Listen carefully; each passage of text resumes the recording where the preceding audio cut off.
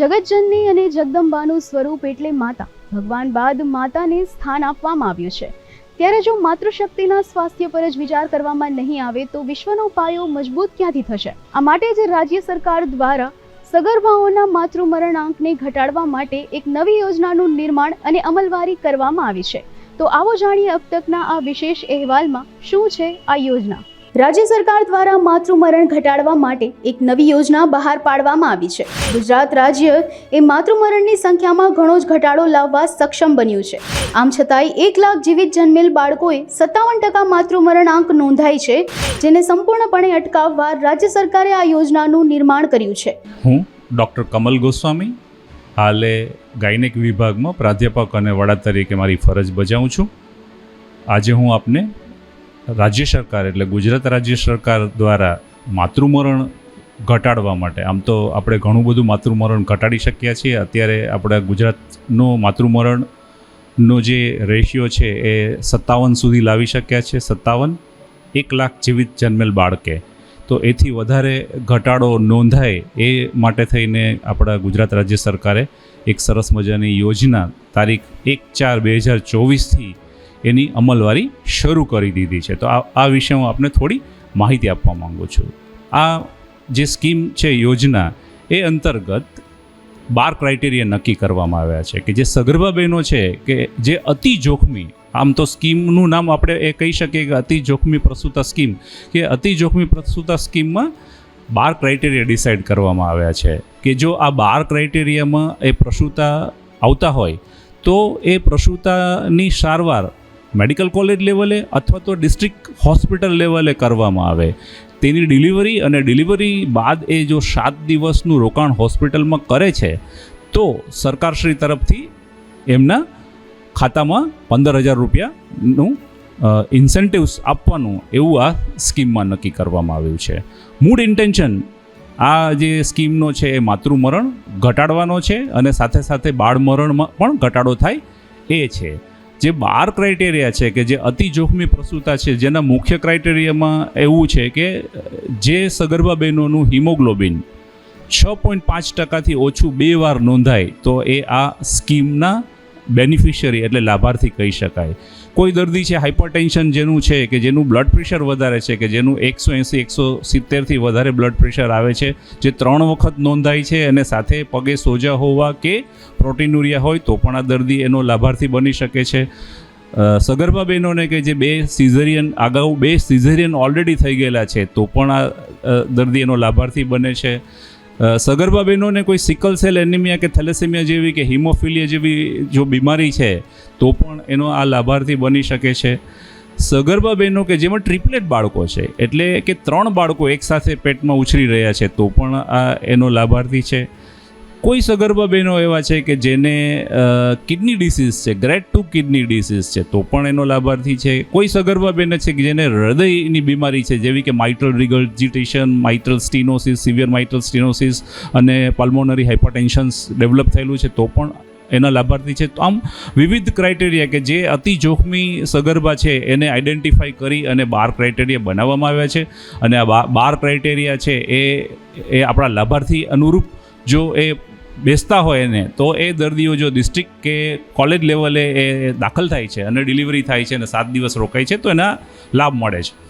તો medical college લેવલે અમારા અધિક્ષક સાહેબના સંપૂર્ણ સહકારથી અમે અહીંયા પ્રાયર એટલે કે 1/4 જ્યારે અમલવારી આ સ્કીમની કરવાની હતી એ પહેલાં અમે અમારી શું તૈયારી કરી એ વિશે પણ હું થોડું જણાવવા માગું છું. કે સૌથી પહેલાં અમે એક લોડ ડિસાઇડ કરવામાં આવ્યો કે આ લાભાર્થી કેટલા આવી શકશે. તો એના માટે અમે એક 30 બેડ આઈડેન્ટિફાઈ કર્યા છે. આપણે કહી શકીએ કે અલાયદા 30 બેડનો એક વોર્ડ ક્રિએટ કર્યો કે જે અતિ જોખમી પ્રસૂતા માટે અમે અલગથી રાખવામાં આવ્યો છે.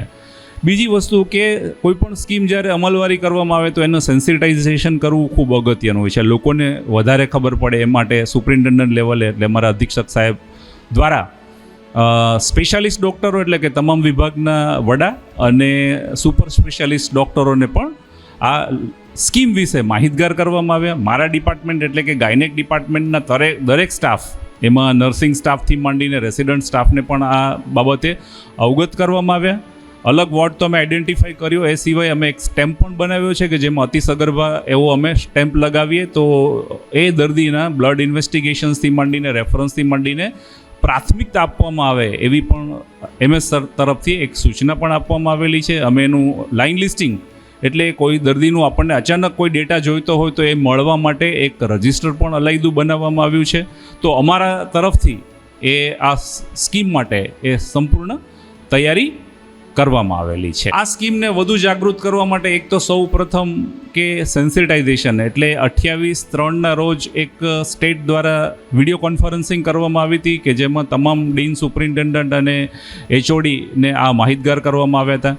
એ સાથે જિલ્લા લેવલે પણ એક સેન્સિટાઇઝેશન માટેની અલગથી મિટિંગ કરવામાં આવેલી છે અને ડિપાર્ટમેન્ટ લેવલે એટલે કે જે તે કોલેજ લેવલે અને ડિસ્ટ્રિક્ટ હોસ્પિટલ લેવલે પણ સેન્સિટાઇઝેશનના વર્કશોપ અને મિટિંગ્સ પણ કરવામાં આવેલી છે જેથી કરીને વધુને વધુ બહોળો લાભાર્થીઓ આનો લઈ શકે. દર્દીઓ જે છે, ખાસ કરીને મોટાભાગના દર્દીઓ છે એને જે સારવાર પેરિફેરી લેવલે લઈ રહ્યા છે એટલે ડિસ્ટ્રિક્ટ, સબ ડિસ્ટ્રિક્ટ હોસ્પિટલ કે CHC લેવલે લઈ રહ્યા છે તો એનું જે મેઇન કામ છે એને મોબિલાઇઝેશન એટલે કે ડિસ્ટ્રિક્ટ, સબ ડિસ્ટ્રિક્ટ અને CHC હોસ્પિટલ લેવલેથી એમને PDU મેડિકલ કોલેજ અથવા તો જે તે મેડિકલ કોલેજે લાવવાનું કરવામાં આવે છે. તો એના માટે પણ અમે એક સારી રસ્તો અપનાવ્યો છે કે જેમાં અમે એક ડિસ્ટ્રિક્ટ લેવલે વોટ્સઅપ ગ્રુપ બનાવ્યું છે કે જ્યારે આ દર્દી લાભાર્થી જ્યારે એ પોતાના ડિસ્ટ્રિક્ટ, સબ ડિસ્ટ્રિક્ટ હોસ્પિટલમાંથી મેડિકલ કોલેજ લેવલે રિફર થાય છે તો એની ડિટેલ કે એના મમતા કાર્ડ, એનો ટેકો ID શું છે, એ કયા 108માંથી અથવા તો કોઈ વાહનમાં મોબિલાઇઝ થઈ રહ્યું છે એની ડિટેલ એ વોટ્સઅપ ગ્રુપમાં મૂકી દેવામાં આવે છે.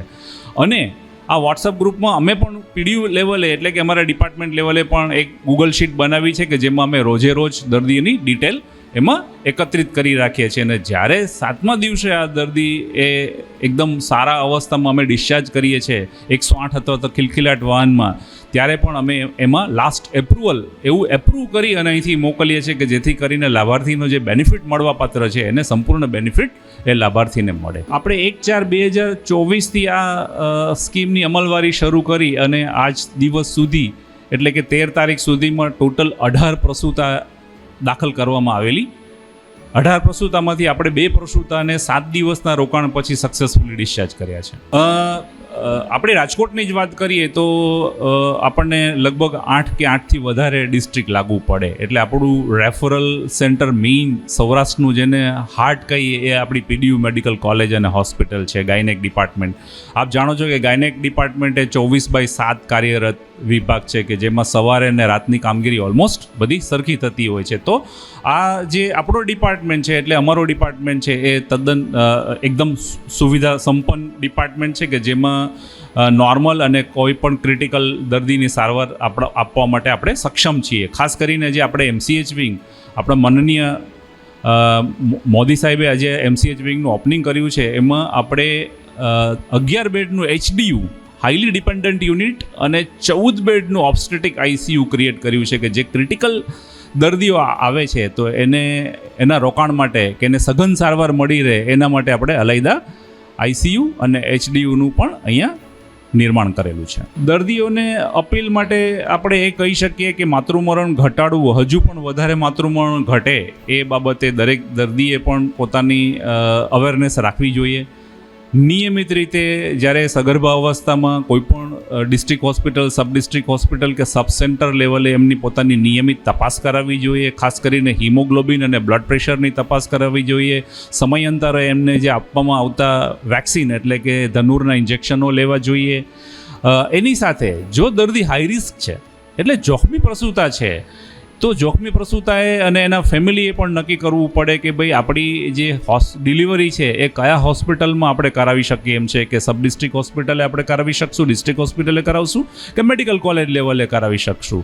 તો 9 મહિના દરમિયાન માત્ર માતાની નહીં પણ માતા સાથે એ પરિવારની પણ જવાબદારી છે કે માતાની સ્વસ્થતા એ સગર્ભા અવસ્થા દરમિયાન સંપૂર્ણ સ્વસ્થ રહે એની જવાબદારી સમગ્ર પરિવારની છે. સગર્ભા બહેનો કે જે અહીંયા સગર્ભા અવસ્થા દરમિયાન કે ડિલિવરી માટે અથવા તો ધાત્રી માતાઓ કે જેની ડિલિવરી થઈ જાય છે એ દરમિયાન આપણે બ્લડની ઇન્વેસ્ટિગેશનની તપાસ, જરૂર પડે તો બ્લડ, દવાની સાથે જમવાનું, આ બધું જ છે નિઃશુલ્ક ફાળવવામાં આવે છે. ક્યારેક કોઈ દર્દી છે એ સગર્ભા દર્દીઓમાં કોમ્પ્લિકેશન્સ થાય અથવા તો કોઈ હાઈ રિસ્ક દર્દી આવે તો એ હાઈ રિસ્ક દર્દીને પણ સંપૂર્ણ પ્રાયોરિટી એટલે કે એને પ્રાથમિકતા આપવા માટે પણ અધિક્ષક સાહેબ તરફથી અવારનવાર દરેક મિટિંગમાં જે માતૃમરણ મિટિંગ થતી હોય છે એમાં સૂચના આપવામાં જ આવે છે કે જ્યારે જોખમી કે અતિ જોખમી પ્રસૂતા આવે અને એ દર્દીનો કોઈ બીજા ડિપાર્ટમેન્ટના ડૉક્ટરને બોલાવી અને સારવાર આવવાની થતી હોય તો એ ડૉક્ટર પણ એ વસ્તુને બહુ સિરિયસલી લે અને એને પ્રાધાન્યતા આપી અને એની સારવાર ઝડપથી મળે એ માટેની પણ વ્યવસ્થા કરવામાં આવેલી છે. આપ સૌ જાણો જ છો કે દર્દીને જ્યારે અહીંથી એકદમ સ્વસ્થ થઈને અમે રજા કરીએ છીએ તો અમારી પાસે ખિલખિલાટ વાહન પણ અવેલેબલ છે કે જે એમને દર્દીને ડ્રોપબેક એટલે ઘરે સુધી મૂકવા જવાની પણ સગવડતા સરકારશ્રી તરફથી પૂર્ણ કરવામાં આવે છે. તો ચાલો આપણે અમારા જે અતિ જોખમી પ્રસૂતા વોર્ડમાં એક પ્રસૂતા બેન છે કે જેની ક્રાઇટેરિયા એટલે આગળ 2 સિઝેરિયન આપણે 3જું સિઝેરિયન કર્યું છે તો આપણે એના મુખે જ આ વિશે થોડી વાત સાંભળીએ. ચાલો, આપ ક્યાંથી આવ્યા બેન? જેતપુરથી. આપનું નામ કહેશો? દક્ષાબેન લાલદાસ સગરાવત. જેતપુરથી તમે અહીંયા શા માટે આવ્યા? સિઝરિન 3જું છે, જોખમી વાળું હતું. શું વાત કરી હતી?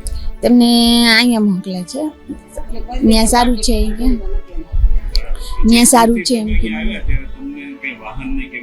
હા, 108 મોકલી હતી. 108 ની વ્યવસ્થા કરીને મોકલી હતી.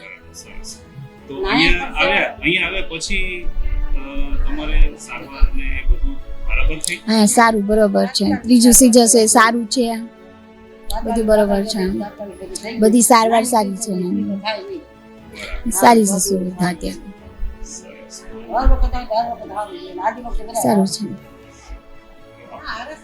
બે સિઝેરિયન તમારા થયા હતા અને હવે આ 3જું સિઝેરિયન થયું, બરાબર છે. તો બાળક એકદમ તંદુરસ્ત છે? બાળક તંદુરસ્ત છે, દિવસે સારું છે.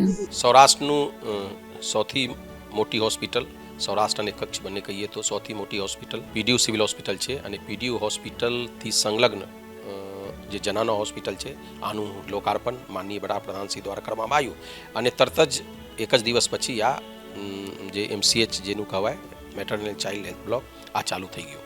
આમાં ત્યારે 800 બેડનું હોસ્પિટલ છે અને બહુ સફળતાપૂર્વક આની કામગીરી ચાલી રહી છે. આનું અમુમન 1 મંથ થયું છે, 1 મહિના થયું છે, પણ આમાં બહુ સરસ મજાનું કામગીરી થઈ રહ્યા છે અને સાથે સાથે જે અત્યારે સરકારશ્રીની યોજના જે છે જે આમાં ખાસ કરીને જે કેન્દ્ર સરકાર અને રાજ્ય સરકાર આનું બંનેનું યોજના એવી રીતે છે કે જે આપના માતાઓ અને બાળકો બંને સ્વસ્થ રહેવું જોઈએ અને સ્વસ્થ સાથે આપના આનું પોષણ સારી રીતે હોવું જોઈએ. આનું યોજનાનું ભાગરૂપે અત્યારે એવી છે કે જે અતિ જોખમી જે માતાઓ છે જેનું પ્રસૂતા થવાનું છે, જેનું ડિલિવરી થવાનું છે, આ માટે એક અલગથી યોજના સરકારશ્રી આપ્યું છે. આ યોજનાનું કારણે આપના જે પણ પેરીફેરીમાં કોઈ પણ એવું જે આનું જે ગાઈડલાઇન છે આ ગાઈડલાઇન ઉપર જે આવે આ બધાને આપના સિવિલ હોસ્પિટલ રાજકોટમાં લાવવાનું છે. એટલે આપણા પીડીયુ મેડિકલ કોલેજ હોસ્પિટલ આ માટે એક 30 બેડનું અલગથી એક અતિ જોખીમ એટલે જે વેરી હાઈ રિસ્ક ગ્રુપ છે આનું માતાઓ માટે એક વોર્ડ તૈયાર કર્યું છે અને આમાં જે છે આમાં કોઈ પણ જે નોર્મલ ડિલિવરીની સાથે સાથે જે કોઈ સર્જરીવાળું ડિલિવરી થવાનું હોય તો આ માટે જે સ્પેશિયલિસ્ટ ડૉક્ટર હોય અને સાથે સાથે જે સુપર સ્પેશિયલિસ્ટ ડૉક્ટર હોય આનું પણ સેવા આપવાનું છે. એટલે આપણા સિવિલ હોસ્પિટલમાં બધી અવેલેબલ છે અને કોઈ પણ પરિસ્થિતિમાં આનું સારવાર કરીએ છીએ. એટલે જે અત્યારે જે યોજના છે આપણું આમાં સરકારશ્રીનું ગાઈડલાઇન મુજબ 1 અઠવાડિયા સુધી આનું એડમિટ રહેવાનું છે અને 1 અઠવાડિયે જ્યારે એડમિટ થાય તો આનું લાભાર્થીનું લાભ મળશે.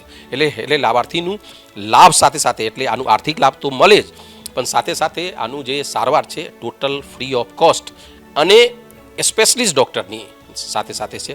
આપણે બહુ ફોર્ચ્યુનેટ પાર્ટની છીએ બહુ કી સિવિલ હોસ્પિટલ જે આપણું છે આમાં સ્પેશિયલિસ્ટ ડૉક્ટરનું સાથે સાથે એક ટીમ છે, પછી આનું સુપર સ્પેશિયલાઇઝ ડૉક્ટર છે. એટલે આમાં એવી રીતે પણ છે કે કોઈ પણ કિડની લગત કોઈ સારવાર કરવાનું હોય તો નેફ્રોલોજિસ્ટ મળી જાય, કોઈ યુરોલોજિસ્ટ મળી જાય, કઈ હૃદય સંબંધી હોય, હાર્ટ સંબંધી હોય તો કાર્ડિયોલોજિસ્ટ આપના પાસે છે. એટલે કોઈ પણ પરિસ્થિતિમાં આપણે અહીંયાથી બહાર નહીં મોકલવું પડે અને જે પેરીફેરી છે આખા સૌરાષ્ટ્ર અને કચ્છનું જે કોઈ પણ જે વેરી હાઈ રિસ્ક જે છે આ અહીંયા દાખલ થશે, 1 સપ્તાહ સુધી રહેશે, પછી આનું આર્થિક લાભ મળશે અને પછી સારવાર સફળતાપૂર્વક કરવામાં આવશે. આ માટે જે મારા એચઓડી છે, આ એચઓડી અને આનું ટીમ બહુ સરસ મજાનું કામ કરી રહ્યા છે. આનું બહુ અત્યારે સક્સેસ સ્ટોરી પણ આવી રહ્યા છે અને બહુ આનું સારો પ્રતિસાદ મળી રહ્યા છે.